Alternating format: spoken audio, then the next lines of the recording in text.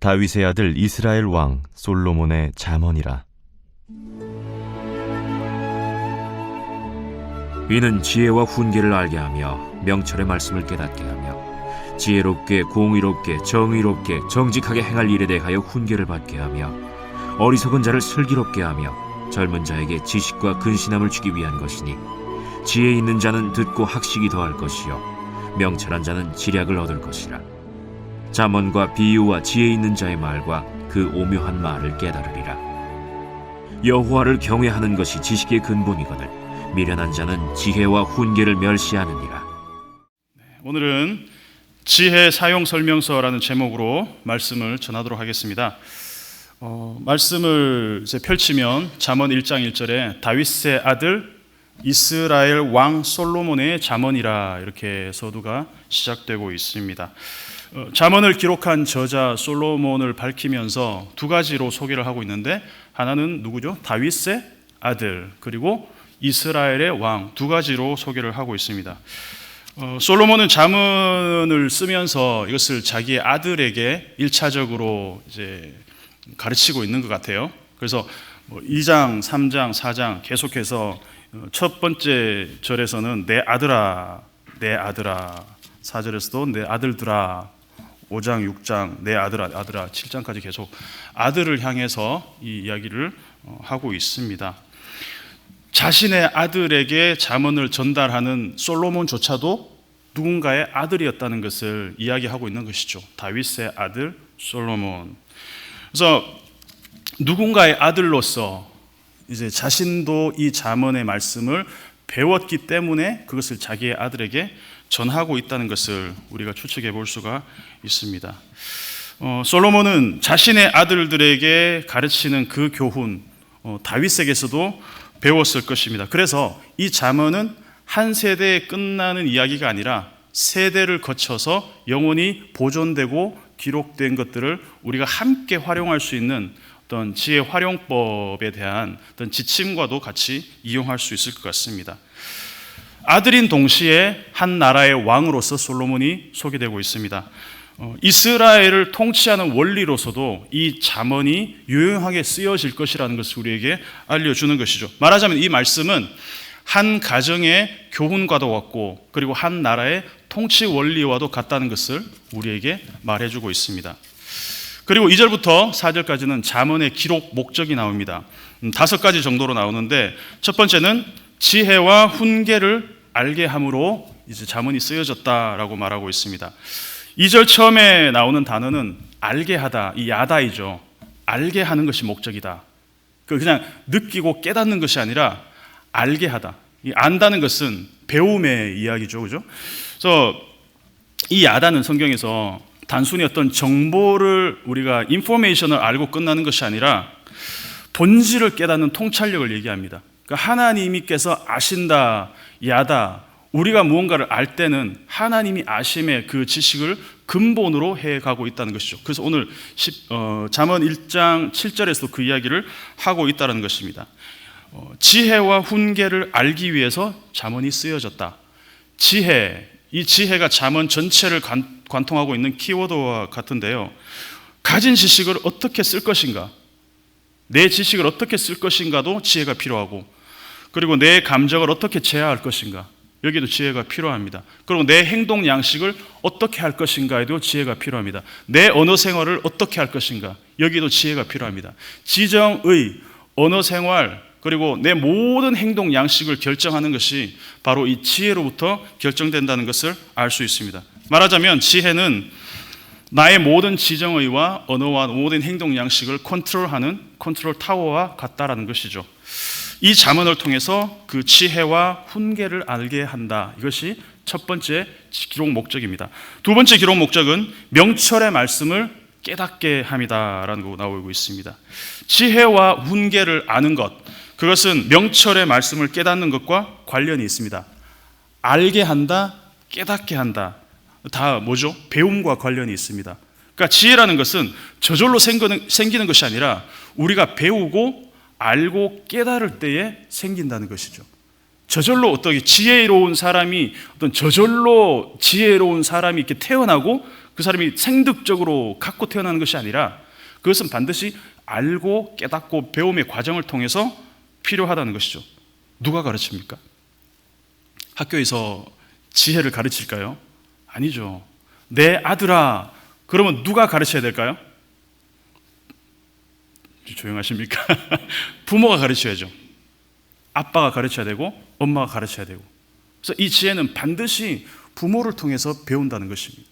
내 아들아. 아멘이시죠? 그래서 지혜와 훈계를 알면 명철의 말씀을 깨닫는 것과 연결이 된다. 이 지혜와 훈계를 알고 명철의 말씀을 깨닫는 것이 한 개인의 배움과 관련된다면은, 그렇다면 3절에서는 이 배운 것을 어떻게 활용할 것인지에 대한 이야기로 이어져 가고 있습니다. 그러니까 세 번째 목적은 지혜롭게, 공의롭게, 정의롭게, 정직하게 행할 일에 대해서 훈계를 얻게 하는 것이다. 행할 것이 어떻게, 배운 것을 어떻게 행할 것인가. 그러니까 지혜와 훈계를 알고 명철의 말씀을 깨달았다면 그것을 지혜롭게, 공의롭게, 정의롭게, 정직하게 행해야 한다. 행해야 되는 것도 저절로 되는 것이 아니라 훈육을 받고 훈계를 받음으로 배워야 하는 것들이죠. 2절도 그렇고 3절도 그렇고 다 배워야 합니다. 다 배워야 합니다. 배워서 습득한 것들을 현장에서 행동으로 보여줘야 하는데 이것도 배움이 필요하다는 얘기죠. 왕이 한 나라를 통치하는 원리로서, 통치 원리로서 의와 공의, 정직, 지혜 필수 덕목이죠. 만약에 지혜는 있지만 의롭지 못한 왕, 공의롭지 못한 왕, 국민들의 분노를 사게 되고 괴롭습니다. 의와 공의의 감각은 있지만 지혜롭게 쓰지 못해도 문제가 있습니다. 지혜로운데 정직하지 못하다? 이것도 백성의 신뢰를 얻지 못할 것 같습니다. 이 당시는 절대 왕정이잖아요. 왕이 곧 법이고 왕이 절대적인 어떤 그런 파워를 갖고 있는 때죠. 청문회도 없었고 왕을 뽑을 때 어떤 선거로 뽑았던 시절도 아니었습니다. 그래서 왕의 권력이 양날의 검이 될 수 있다는 것입니다. 지혜롭고 의롭게 공의롭게 정직하게 행하고 통치할 수 있는 왕이라면 아무 문제가 없을 것입니다. 모든 백성들이 만족하고 행복한 어떤 그런 삶을 영위할 수가 있을 겁니다. 그러나 만약에 지혜와 공의와 의와 정직이 결여된 왕이다. 그러면 그 나라의 국민들은 그냥 삶 자체가 매우 불행하고 지옥 그 자체일 것입니다. 만약에 우리 하나님께서 지혜로우시고 공의로우시고 정의로우시고 정직하지 않으신 하나님이었다면 여러분 우리의 삶이 어떻겠습니까? 그야말로 생지옥 아니었겠습니까?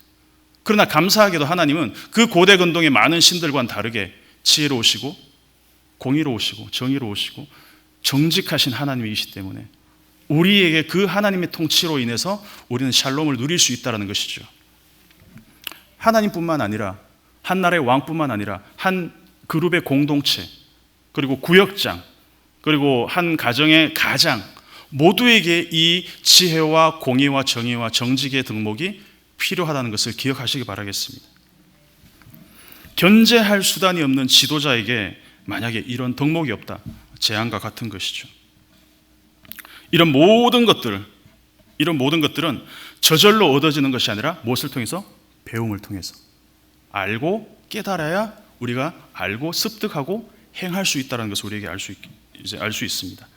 네 번째는 어리석은 자를 슬기롭게 한다. 자문의 기록 목적은 네 번째. 다섯 번째는 젊은 자에게 지식과 근신함을 주기 위해서 쓰였다라고 나오고 있습니다. 3절을 보면 훈계를 받게 하며 받는다라는 표현이 있습니다. 4절에는 뭐가 있습니까? 주기 위한 것이다. 받아야 줄 수 있겠죠. 내가 아는 게 없는데 가르칠 수 없었을 것입니다. 내가 받은 게 없었는데 줄 수가 없다라는 것입니다. 그래서 받는다, 라카라는 것과 4절에서 준다, 나탄이라는 표현이 이렇게 평행을 이루고 있는 이유라는 것입니다. 그러니까 공의와 정의와 지혜와 정직하게 행할 일에 대해서 그 사용 매뉴얼을 내가 배우고 받아야 어리석은 자를 슬기롭게, 그리고 젊은 자에게 지식과 근신함을 줄 수가 있다는 것입니다. 내가 받은 게 있어야 줄 수가 있는 것이죠. 솔로몬이 다윗에게 받은 것이 없다면 솔로몬은 자기의 아들에게 가르칠 게 없겠죠. 그래서 먼저는 지혜와 공의, 정의, 정직한 행동의 매뉴얼을 배우고 깨닫고 알고 난 다음에야 어리석은 자를 슬기롭게, 그리고 젊은 자에게 지식과 근신함을 줄 수가 있는 것이죠. 3절의 받음이 먼저 있은 다음에, 그리고 4절에 주기 위한 것이라는 것을 기억하기 바라겠습니다. 4절에서 슬기롭게라고 번역된 이 오르마라는 단어가 성경에서 가장 먼저 어디에서 등장한지 아시나요, 여러분? 이 슬기롭다는 말. 창세기 3장 1절을 한번 보시면, 한번 읽어볼까요? 같이 한번 읽어보겠습니다. 시작. 그런데 뱀은 여호와 하나님이 지으신 들짐승 중에 가장 간교하니라. 자, 여러분, 절에서 슬기롭다는 단어가 어떤 걸까요? 간교하니라. 그러니까 아롬이란 말은 이 슬기롭다는 뜻도 되지만 간교하다는 뜻도 됩니다. 좀 더 객관적으로 창세기 3장 1절을 번역을 하려면은 어떻게 보면 뱀은 하나님이 만드신 들짐승 중에 가장 슬기롭다, 가장 지혜롭다, 이렇게 번역해야 객관적인 표현입니다. 그러나 이제 해석이 들어간 표현이죠. 간교하다는 말은. 왜? 뱀이 한 짓을 보니 그 하나님이 주신 지혜와 슬기를 간교하게 썼기 때문에 뱀이 간교하다고 이렇게 표현을 하고 있다라는 것입니다. 하나님이 뱀을 처음부터 사탄적인 존재, 악한 존재로 만들었을까요? 하나님이 만드신 모든 것은 어떻죠? 하나님 보시기에 선한 것, 좋은 것이었습니다. 모든 창조물은 쥐, 바퀴벌레, 동의할 수 없지만 하나님이 선하게 창조하셨다는 거죠. 하나님이 만드신 모든 것을 보시기에 토부하셨다, 좋아하셨다, 선하게 만드셨는데, 하나님 뱀도 선하게 창조를 하셨는데, 이 좋은 머리를 가지고, 좋은 슬기로움을 가지고 악한 일에 사용해버리면 그것은 슬기로움이 아니라 간교함이 될 수밖에 없다는 것을 알고 있습니다. 슬기로움 자체는 선물입니다. 하나님이 주신 지혜는 선물입니다. 이것을 어떻게 사용하느냐에 따라서 사람을 죽일 수도 있고 살릴 수도 있습니다. 다이너마이트가 터널을 뚫을 때는 아주 편리하고 유용한 수단으로 사용되기도 하지만 대량 살상 무기가 될 때는 그것은 악한 수단이 될 수도 있다는 것입니다. 그래서 오늘 제목을 지혜 사용 설명서라고 제가 붙여봤습니다. 우리가 가진 성품, 재능, 기질을 어떻게 지혜롭게 사용하느냐에 따라서 우리가 많은 사람을 유익하게도 할 수 있고 많은 사람을 우리는 좀 시험에 들게 할 수도 있다는 것을 유념하시기 바라겠습니다. 또 하나 4절에서 젊은 자에게 지식과 근신함을 주기 위해 자문이 쓰였다고 말하고 있는데, 이 근신함이라고 번역된 메짐마라는 히브리어입니다. 이 단어도 슬기로움과 간교함처럼 두 가지 의미를 갖고 있습니다.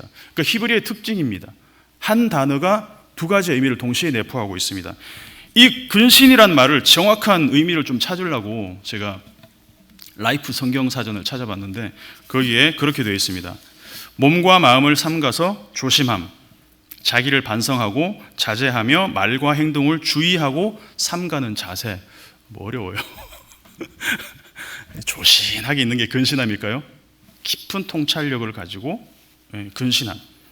그래서 제가 바이블웍스라는 이 프로그램을, 원어 프로그램을 좀 돌려보니까 구약에서 이 근신함, 메짐마라고 쓰인 표현이 한 19번 정도가 쓰였는데 잠언에서만 8번이 쓰였습니다. 그러니까 구약 전체에서 이 근신함이라는 단어가 절반 정도가 잠언에서 쓰여지고 있습니다. 그래서 제가 일일이 다 찾아서 정리를 했습니다. 일일이 다 찾아서. 우리 목사님들이 설교를 뭐 대충 준비하는 게 아니에요. 이게 다 이렇게 설교에 많은 에너지와 시간을 쏟는다는 걸 알아주셨으면 좋겠습니다. 그래서 하나씩 좀 띄워주시면 우리 같이 읽어보겠습니다. 잠언 1장 4절부터 자, 같이 한번 읽어보겠습니다. 시작. 젊은 자에게 지식과 근신함을 주기 위한 것이니, 메짐마, 긍정적인 의미죠. 그 다음에 잠언 2장 11절 같이 읽겠습니다. 시작. 근신이 너를 지키며 명철이 너를 보호하며. 3장 21절 같이 읽겠습니다. 시작. 내 아들아, 완전한 지혜와 근신을 지키고. 5장 2절 읽어보겠습니다. 시작. 근신을 지키며. 8장 12절 같이 읽겠습니다. 시작. 나 지혜는 명철로 주소를 삼으며 지식과 근신을 찾아 얻나니. 자, 여기까지는 전부 이 메짐마가 근신함이라는 긍정적인 의미로 쓰여 있습니다. 근데 뒤에 3번은 어떻게 쓰이는지 한번 볼까요? 잠언 12장 2절 같이 한번 읽어보겠습니다. 시작. 악을 꾀하는 자는 정죄하심을 받으리라. 14장 17절 읽어보겠습니다. 시작. 악한 계교를 꾀하는 자는 미움을 받느니라. 잠언 24장 8절 같이 읽겠습니다. 시작. 악행하기를 꾀하는 자를 일컬어 사악한 자라 하느니라. 아멘. 똑같은 매진마인데 5번은 뭘로 쓰였습니까? 근신함. 근데 3번은 뭐로 쓰였습니까? 꾀. 그러니까 부정적인 의미도 있고 긍정적인 의미도 있다는 것이죠. 이것을 어떻게 사용하느냐에 따라서 이 메진마는 근신함이 될 수도 있고 꾀가 될 수도 있다는 것입니다. 아까 이 아로움이 슬기로움도 될 수 있고 지혜로움도 될 수 있고 또 뭐가 될 수 있죠? 간교함이 될 수도 있는 것과 마찬가지라는 것입니다. 여러분. 창세기 3장을 보면 뱀이 여자를 꿰입니다. 꿰매 빠지게 하고 그리고 하나님이 주신 슬기로움을 간교함으로 바꿔서 쓰고 있습니다. 뱀이 처음부터 하나님으로부터 주신 이 지혜로움, 슬기로움을 그냥 자기 멋대로 사용했기 때문에 이 슬기로움이 간교함으로 바꾸어진 것이죠. 그러니까 말하자면 뱀에게는 이 지혜로움을, 슬기로움을 사용할 만한 지혜 사용 설명서를 무시했기 때문에 이것들이 슬기롭게 올바른 방향으로 사용되지 않았다는 것입니다. 왜 그럴까요? 하나님을 두려워함이 없었기 때문이라고 생각합니다. 뱀은 자신이 가진 그 해박함과 슬기로움을 하나님과 연관되어서 사용하지 않았다는 것이죠. 그래서 하나님을 두려워함이 없기 때문에 뱀의 지혜가 복이 아닌 저주가 되었다는 것이죠. 그 저주를 퍼뜨려 버렸다는 것입니다. 1장 7절 같이 읽어보겠습니다. 오늘 말씀의 마지막 절입니다. 시작. 여호와를 경외하는 것이 지식의 근본이거늘 미련한 자는 지혜와 훈계를 멸시하느니라. 제가 대구에 있는 개성고등학교라는 데를 나왔는데요. 100년이 넘은 좋은 학교입니다. 학교에 들어가니까 이 교훈이 딱 나오는데 뭐냐면 교훈이 여호와를 경외함이 지식의 근본이거늘 이렇게 나옵니다. 그때 약간 감동 먹었습니다. 제가 중학교를 불교학교 나왔거든요. 시민중학교라고. 불교학교 그래서 자리리타. 학교의 교훈이 자리리타. 근데 고등학교의 교훈은 여호와를 경외함이 지식의 근본이요. 거기서 이제 열심히 공부했습니다. 뱀은 여호와를 두려워함이 없었습니다. 왜냐하면 지식의 근본이 하나님을 두려워함에서 나온 것이 아니라 자기 자신에서 시작된다라고 생각했기 때문이죠. 그래서 여자에게 뭐라고 꼬드겼습니까? 너도 하나님같이 될 수 있어. 네가 지식의 근본이 될 수 있어. 선과 악, 그것을 알게 하는 것, 그것이 저주가 아니라 복이라는 것을 계속 꼬드겼다는 것이죠. 선하게 알게 하는 나무의 열매를 먹으면 선악을 알 줄을, 야다할 줄을 하나님이 야다할 것이다. 굉장히 간교하게 꼬인 것이죠. 그러니까 비열하게 속인 내용이 바로 이것입니다. 하나님을 경외함으로부터 너의 지식이 비롯되는 것이 아니라 네가 바로 지식의 출발점이 될 수 있다고 한 것이죠.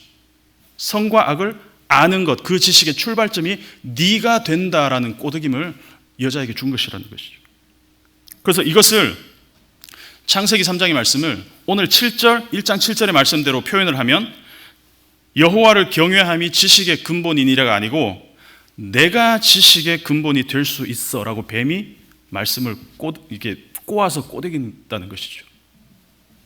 이게 바로 선악을 알게 하는 나무의 치명적인 딜레마이자 함정입니다. 하나님의 명령은 단순했습니다. 동산에 있는 모든 나무의 열매는 다 어떻게 하라 그랬습니까? 다 먹어라. 마음껏 먹어라. 이건 여러분 권유가 아닙니다. 먹어도 되고 안 먹어도 되가 아닙니다. 마음껏 먹어라. 이건 권유입니까? 명령입니까? 명령입니다. 다 먹어야 됩니다.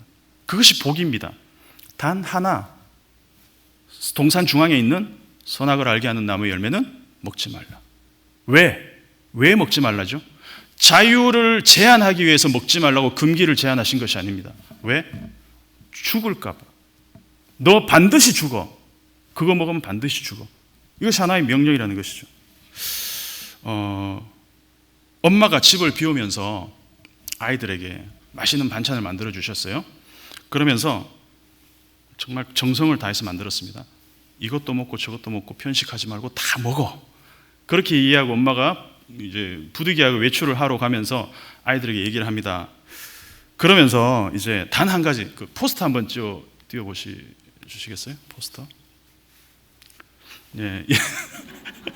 이거 보고 웃으시는 분들은 이제 세대가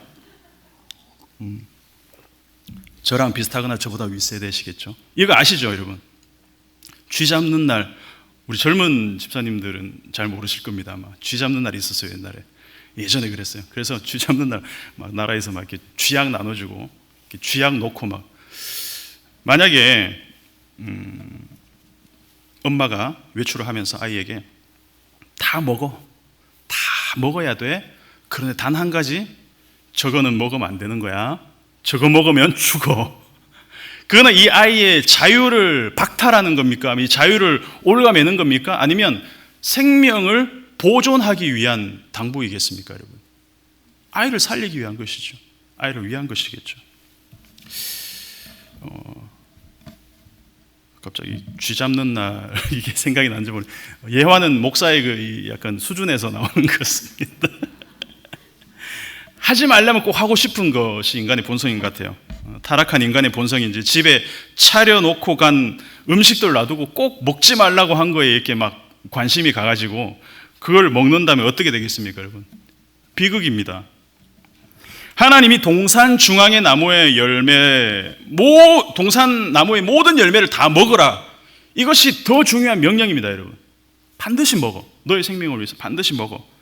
적극적인 명령입니다. 더 중요합니다. 그러나 한 가지 먹지 말라고 한 것은 이유가 있습니다. 왜? 죽으니까. 선악을 알게 하는, 이것이 복이 아니라 저주가 되고 너에게 죽음, 그건 하나님과의 단절을 의미하는 것이기 때문에 반드시 먹지 말라. 그것이 하나님의 명령이었다는 것입니다. 엄마는 나에게 먹을 자유도 안 주고 다 먹으라고 해요. 나에게 먹을 자유를 제한한다. 이렇게 엄마는 독재자. 이렇게 말할 수도 있다는 것이죠. 충분히 우리가 하나님을 그렇게 표현한다면 어쩌면 이런 예화에서 우리 충분히 그렇게 얘기할 수도 있다는 것입니다. 이전에 제가 가르쳤던 중고등부 여자아이가 하나가 있었는데, 고등부 여자아이가 엄마를 뭐라고 핸드폰에 저장한 줄 아세요? 엄마를 엄마 안 하고 코리안 딕테이터 이렇게 한국 독재자 이렇게 외국 학교도 다니는데 엄마를 독재자로 이렇게 저장을 해놨더라고요. 대충 그 감을 제가 알겠더라고요. 엄마 마음대로 한다, 내 자유를 제한한다, 이런 의미로 썼겠죠. 둘이 그거 보면서 빵 터진 기억이 있는데, 뱀은 깊이 생각하고 올바른 정보를 준 것이 아니라 아주 얄팍한 꾀로 여자를 속인 것이죠. 그러니까 슬기로움을 간교하게 써버린 것입니다. 오늘 잠언 말씀을 따라 보면 선악을 아는 것이 만약에 복된 것이라면 왜 하나님이 선악을 알게 하는 나무의 열매를 먹지 말라고 하셨겠습니까? 왜냐하면 그것이 곧 하나님과의 단절로 이어진다는 것을, 죽음으로 이어진다는 것을 아셨기 때문에 먹지 못하도록 하셨다는 것입니다. 선악을 이 지식의 근본은 어디서 나오는 것? 여호와를 경외함, 두려움에서 나오는 것이다. 내가 보기에 좋아, 보기에 좋은 사람, 보기에 좋은 일들, 내가 보기에 좋은 것들, 이것들이 가진 함정이 얼마나 많이 있습니까, 여러분? 저럴 사람이 아닌데 끔찍한 범죄를 저지르고 그런 사람들이 있고, 저 사람 참 첫인상 별로야, 그냥 마음에 안 들어. 요즘 애들 무조건 마음에 안 들어 이러잖아요. 근데 알고 보니 성품이 뛰어난 사람도 있다는 것이죠. 우리가 알고 있다는 것, 우리의 지식, 우리가 아는 것은 굉장히 단편적이고 얄팍한 것일 수밖에 없습니다. 저는 첫인상이 어땠습니까, 여러분? 우리가 좋다, 나쁘다, 직관적으로 판단하는 모든 것들이 알고 보면 얼마나 편협한 시각에서 나오는 것인지 여러분 모릅니다. 그렇죠? 사무엘상 16장 보면 사무엘이 이스라엘의 새로운 왕에게 기름을 부으러 간 이야기 알고 있을 것입니다. 베들레헴의 이새의 아들 중에 한 사람에게 기름을 부어라. 그런데 사무엘이 누구를 보고 바로 반해버렸습니까? 이새의 첫 번째 아들 엘리압을 딱 보고 하나님이 저 사람에게 기름을 부으려고 하시는가 보다. 왜? 엘리압을 보니까 누구랑 닮았거든요? 사울이랑 닮았거든요. 그래서 내가 생각하는 왕은 저런 모습일 것이다라고 하나님이 곧바로 그 생각을 수정해 주시죠. 외모를 보지 마라. 사람은 외모를 보거니와 나 하나님은 중심을 보신다.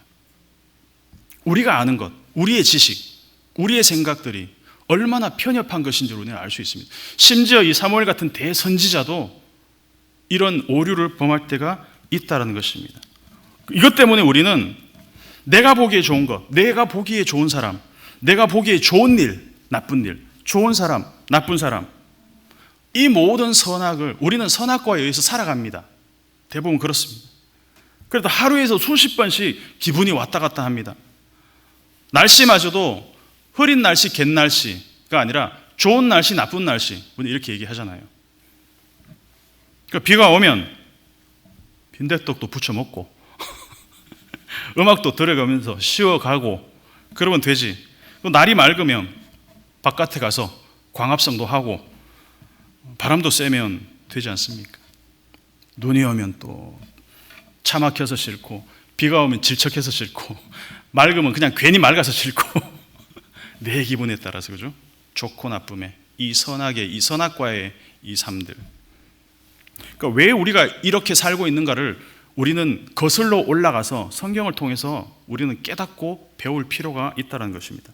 모든 지식의 출발점, 모든 알미의 시작이 하나님으로부터 비롯된다는 이 잠언 1장의 말씀을 우리가 기억하고 새겨야 될 것 같습니다.